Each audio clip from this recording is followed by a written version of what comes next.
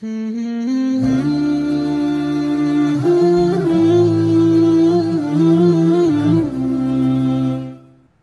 دستی دور کرنے کی دعا۔ نبی اکرم صلی اللہ تعالی علیہ وسلم نے فرمایا، جو تنگ دست اور محتاج آدمی گھر سے باہر نکلتے وقت اس دعا کو پڑھے گا تو اس کی معاشی پریشانی اور تنگ دستی دور ہو جائے گی انشاءاللہ۔ بسم اللہ علی نفسی و مالی و دینی، اللہم ارضنی بقضائک و بارک لی فیما قدر لی حتی لا احب تعجیل ما اخرت ولا تاخیر ما عجلت، بحوالہ عمل الیوم واللیلہ۔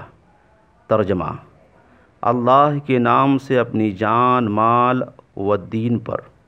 اے اللہ، مجھے خوش کر دے اپنی قضا و قدر سے، اور جو کچھ میرے لیے مقدر کر دیا ہے اس میں برکت عنایت فرما، تاکہ میں دیر سویر کو نہ چاہوں۔